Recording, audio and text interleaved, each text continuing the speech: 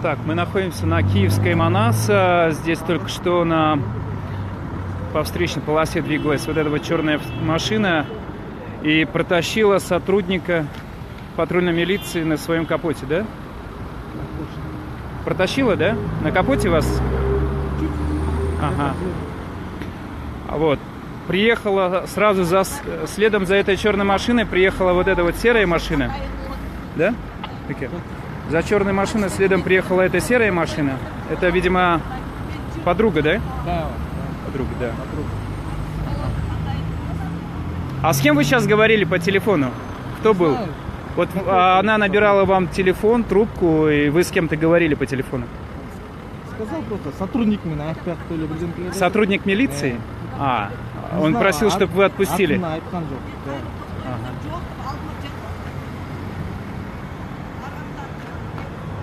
Эдже, а вы не знали, что это односторонняя улица? Знали?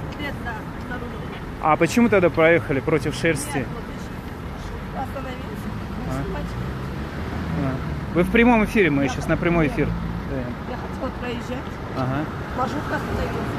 Потом я хотела, он обратно за мной. Я хотела что-то сказать ему, и он побежит за мной. Не, ну вы знаете, что тут против шерсти вы ехали?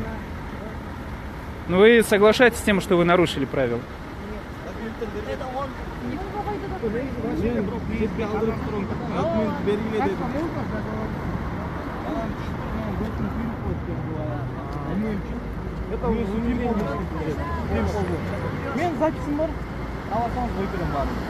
А, муж работает в Финполе? Да. А это, видимо, супруга.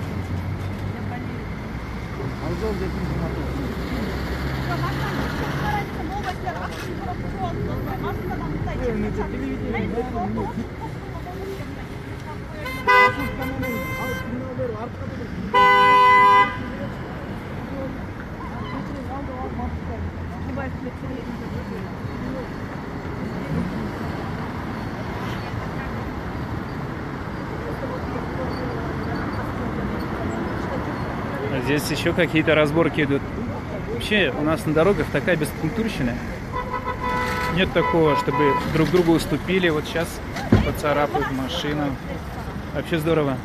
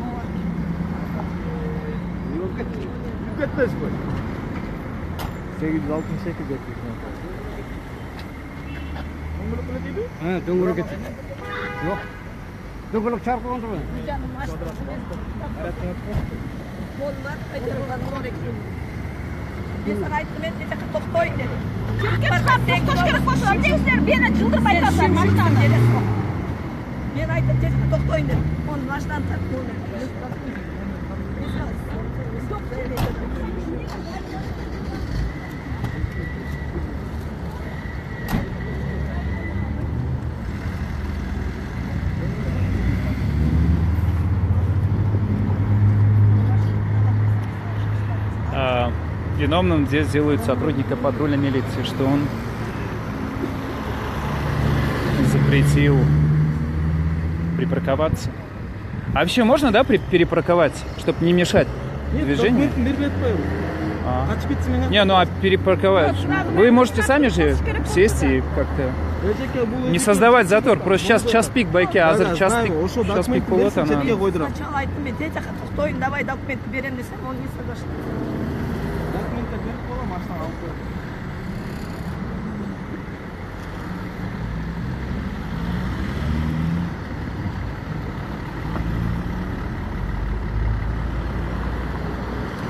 Кстати, маршрутчик уехал нормально, да? С места ДТП.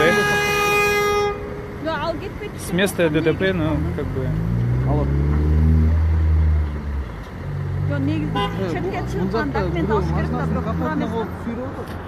Айсулу Текимбаева, слушай, в общем, мы сейчас находимся на Киевской Манаса.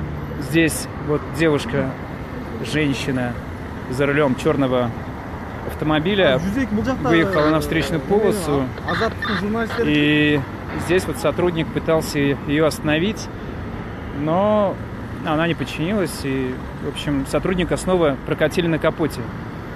То есть вы четвертый уже, да, за последний год сотрудник, который покатался на капоте автомобиля. Вот. А следом появилась вот эта вот машина, серая машина. Здесь, видимо, подруга этой девушки. И, в общем, они начали здесь какие-то разборки устраивать.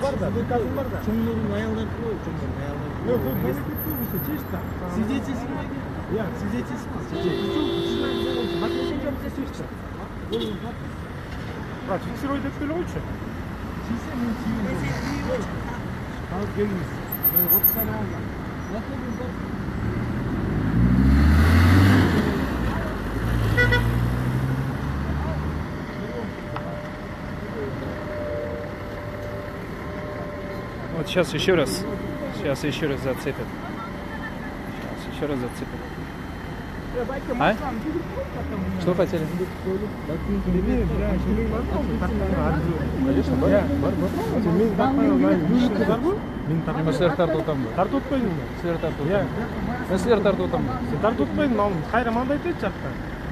Уберите руки вообще.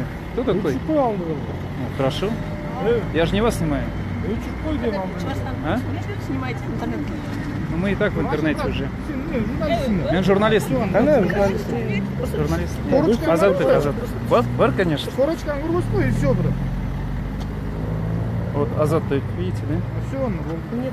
Чисто камерами не, да, профессионалисты. Ну а что, сейчас такое время, что сотка снимает лучше, чем, конечно. Да. Да? Хорошо? Давай. Серьезно, это там, бля, да?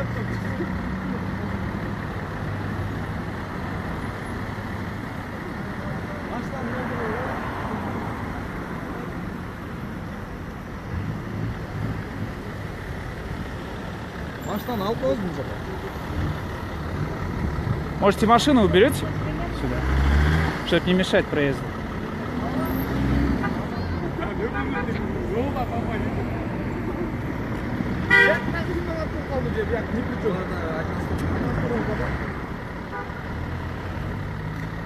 Бak, bitti. Bir hemen de geçsin.